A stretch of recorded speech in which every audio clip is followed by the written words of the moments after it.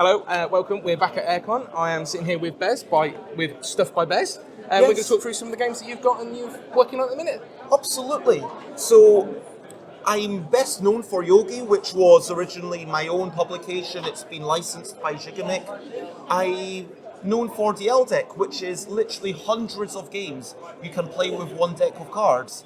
Kitty Cataclysm is an old thing, been published by Dice and Ink, but what I'm really all about these days is the Bez Bargain Bags. So you see, it's incredibly stressful. People don't understand right now, after the pandemic, after Brexit, sorry to get a little bit downbeat, the manufacturing, the logistics for an indie publisher like myself is incredibly problematic. If you're printing 10, 20,000, it's not such an issue. But if you're trying to do a print run of 1,000, not so easy. So, what I'm realised is that I could do a print-on-demand version, literally just a bunch of cards in a bag.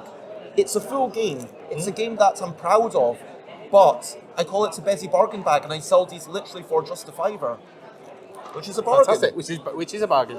Thank you. So the first one that I printed was a game about wee whimsical creatures and trying to identify them after someone makes noises. Let's say that I have these cards which also say 1, 2, 3, 4, 5. I shuffle them up, look at the card, and if I were to make the noise,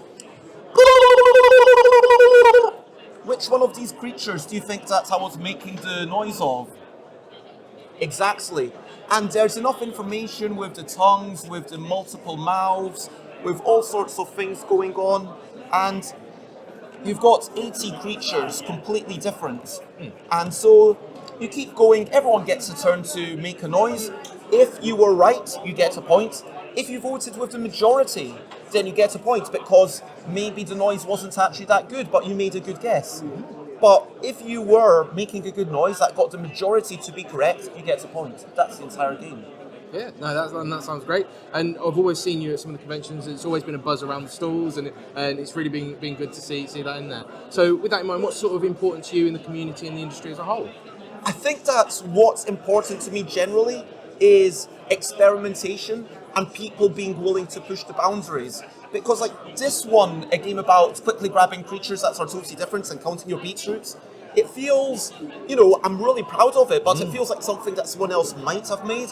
Whereas this one, a game about drawing creatures, complementing the drawings, then complementing the complements. To me, that's kind of pushing the boundaries of what games are, trying to share this lovely moment around the table. And as we get more and more embroiled in the horribleness of the real world, sometimes we do need an escape. Yeah. And that's a lovely thing. And so I think I would love more people to be exploring not only the happy moments, but also what games can tell us about love, about bereavement, about a sense of loss. And so I would love to see more things happening and just everyone having a good time. Yeah, it's all about the people. Sharing the experience. 100%. So if you were down at any of the cons that Bez, are you at Expo this year? I am 100%. Perfect. So come down, grab your Bessie bag, and thank you for this time. Thank you very much, and there will be a unique promo card especially for UK Games Expo. Come over while stocks last. Ready here first. Cheers. Take care. Bye-bye.